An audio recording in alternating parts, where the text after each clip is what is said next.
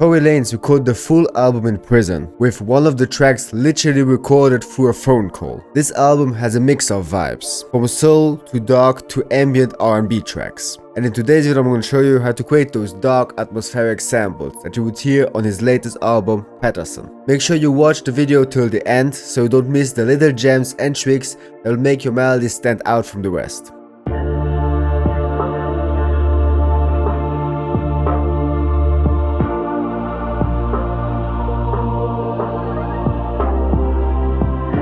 So R&B chords don't always need to be very complex with 7th and 9th chords. This progression right here only uses 2 chords and all of them are triads, with the root note duplicated on the second part of it.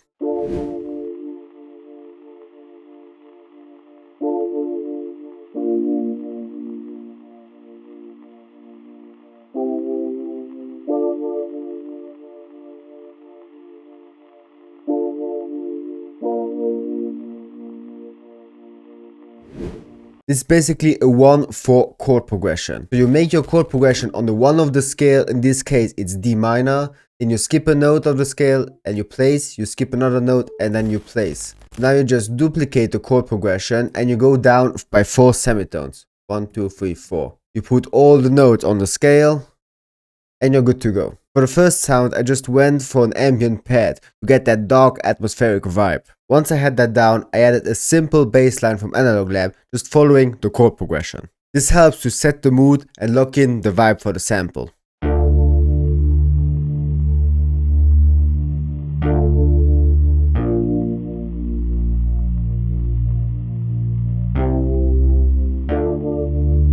Now this might surprise you, but that's basically the entire melody. Seriously, from here on, it's all about layering sounds over the same progression. But first I want to fill the sample out, so I grabbed another pad from Analog Lab and layered the same chord progression, just with some bass notes.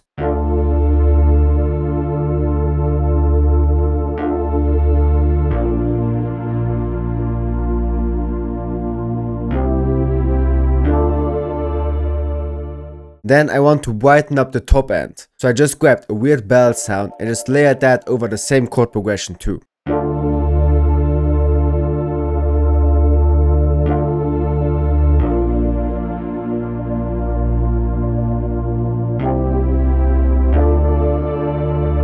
Now here's what gives the sample that dark emotional edge. While making the sample I could almost hear that low haunting voice underneath. So I grabbed a choir preset from Heat Up 3 and just layered it in.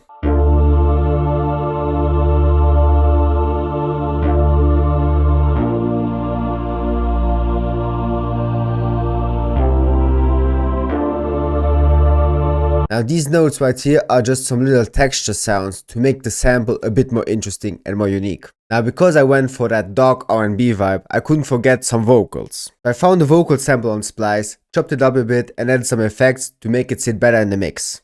So first I put it in the right key, then I pitched it down a whole octave. And for the effects I added simple cymatics origins, some EQ to cut up some of the frequencies, reverb and delay, and some shaper box to give it some slight panning. And these are the results.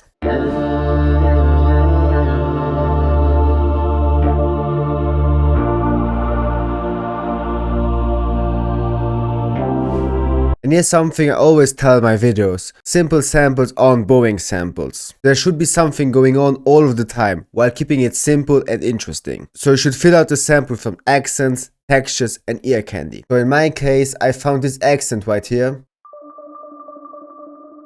another one right here, and the last one right here.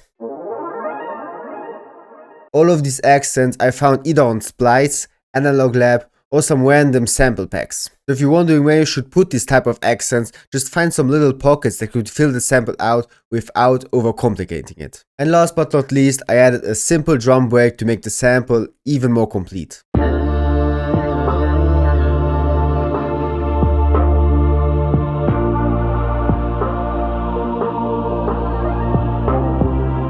Quick break. If you like this sample, I got a whole loop kit of samples just like these in my loop kit Midnight. This loop kit is packed with samples in the style of Tory Lanez, Drake, Meek Mill, Lil TJ and many more.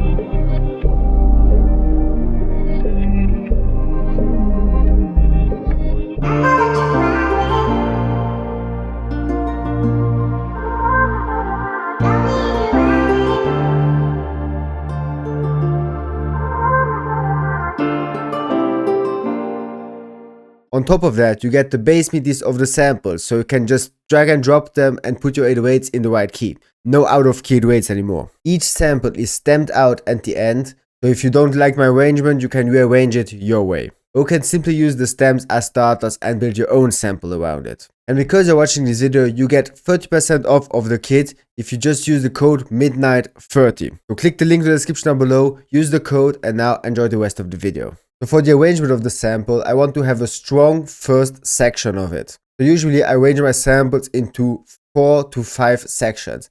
This time it's only 3. But usually it's 4 to 5 different sections that you can just chop it up and use the section that you want for the verse, hook, bridge, intro, outro, whatsoever. So in this case, I want to have a strong first section. So I played all the sounds together at once. The bass, the vocals, the choir, the bell sound, the pad, everything. Afterwards, I just copied and I took some things out. For the second section, I want to leave some space so the producer could add some drums to it. So therefore, I took out the vocals, the percussion loop, and some of the sections and the choir. And this is what it sounds like.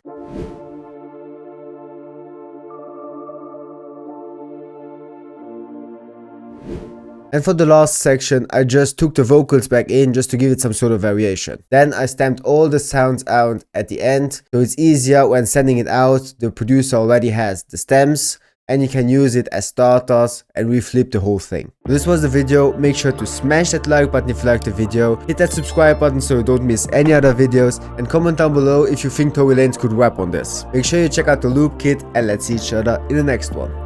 Bye.